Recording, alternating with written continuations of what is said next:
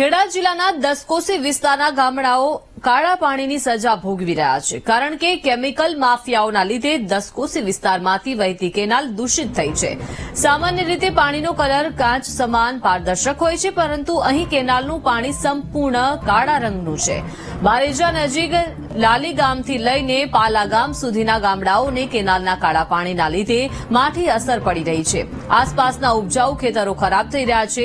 જમીનના ઉડાણમાંથી પણ પાણી ચોખ્ખું નથી આવતું। નજીકના ખેડૂતો કેનાલની સમસ્યાને લઈને પોતાના ખેતરો વેચી રહ્યા છે। કેમિકલવાળા પાણીના લીધે જમીનોમાં નાઇટ્રોજનનું 100% પ્રમાણ વધ્યું છે, જેથી ખેડૂતો પાક લઈ શકતા નથી। ભેરાઈ, પીગળાજ, ઢડાલ, પણસોલી, લાલી, નાયકા અને નવા ગામના ખેડૂતો આ સમસ્યા સામે છેલ્લા 30 વર્ષથી લડત લડી રહ્યા છે। અગાઉ ખેડૂતોની અરજીને ધ્યાનમાં લઈને ગુજરાત હાઈકોર્ટે પણ કાળા પાણીથી વિસ્તારને મુક્ત કરવાનો આદેશ પણ કર્યો હતો। અગાઉ માતરના પૂર્વ ધારાસભ્ય રાકેશ રાવના પ્રયાસોથી 5-6 મહિના સુધી કેનાલમાં કેમિકલયુક્ત પાણી ઠાલવવાનું બંધ કરાયું હતું, જેથી કેનાલ એકદમ ચોખ્ખી થઈ ગઈ હતી। જોકે હાલ સ્થાનિક ધારાસભ્યો અને નેતાઓ પ્રશ્નના નિકાલ અંગે કોઈ જ પ્રયાસ ન કરતા હોવાનો પણ લોકો આક્ષેપ કરી રહ્યા છે। સતત એસિડિયું અમારી હજારો એકર જમીન અત્યારે બરબાદ થઈ ગઈ, એની ઉપર કેમિકલની તરત ભાગી ગઈ। કોઈ વાપરતું નહીં, કોઈ જાણવા નહીં। અત્યારે તમારા વરસાદ પડે ને જમીન બગડી જાય, પાક બગડે તો વળતર આપવા આનું કોઈ વળતર જ નથી। આ જીવન જમીનો ટોટલ ખલાસ થઈ ગઈ છે। ઉપરની સરકાર કે નીચે સરકાર કોઈ વાપરતું નહીં। જ્યાં જ્યાં વહીવટ થતા એ કરે, બાકી અહીં કોઈ આવતું નહીં। વર્ષોથી આની આ જ સમસ્યા સાહેબ। આ તો માણસના કદાચ અંદર આવવા જવાનું થાય ને તો 10 દાડામાં ચામડી પણ ઉખડી જાય, એ રીતે એસિડ આવે છે આમાં। નેતાઓ અને સરકાર સામે તમારી શું માંગણી છે? નેતા અને સરકાર સામે અમારી માંગ એવી હતી કે એક ધારાસભ્ય અમારા રાકેશભાઈ રાવ કરીને આવી ગયા, ત્યારે મહિનો પાણી બંધ રહેલું સાહેબ, એ રીતે અમારે પાણી બંધ કરી દો અને અમને ચોખ્ખું બને પાણી આપો।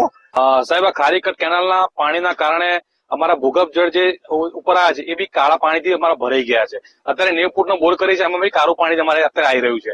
આ કાળા પાણીમાં સાહેબ નાઇટ્રોજન એટલા પ્રમાણમાં આવી રહ્યું છે ને કે અમારી જમીનને ખાલી માત્ર 2% નાઇટ્રોજન જોઈતું હોય છે, જે અમને ખાતરમાં બતાવીને આપે છે, પણ અમારી જમીનને 100% નાઇટ્રોજન મળી રહ્યું છે, વારંવાર મળી રહ્યું છે। એના કારણે અમારી જમીન સૂકીને ભટ્ટ થઈ ગઈ છે, જેથી પાક અમારો ઊંચો 2 ફૂટ થાય છે, પછી પાછો નીચે બેસી જાય છે।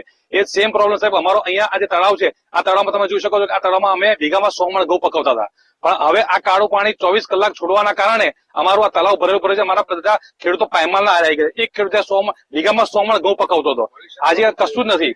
અને આના સાહેબ તમે આની આડઅસર તમને કદાચ એવી થઈ રહી છે કે અમારા ગામના સાહેબ તમે એસી, આ તો સાહેબ બહુ ટેકનિકલી પ્રશ્ન છે તો તમને કહી દઈશું, પણ અમારા ગામના એસી પણ ચાલતા નથી આના પોલ્યુશનના કારણે। આજે વીઘે 40 મણ પણ ડાંગર પાકતી નથી, અને જે પાકે છે એ પણ કાળા પાણીના કારણે ક્ષતિગ્રસ્ત હોય છે। એની અંદર પૂરતા પોષક તત્વો હોતા જ નથી।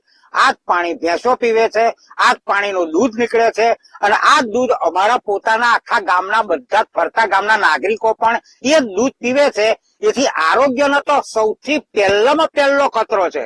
નાગરિક જ સલામત નહીં હોય તો રાજ્ય ક્યાંથી સલામત રહેશે, દેશ ક્યાંથી સલામત રહેશે, ગામ ક્યાંથી સલામત રહેશે? આરોગ્યનો પ્રશ્ન તો પહેલામાં પહેલો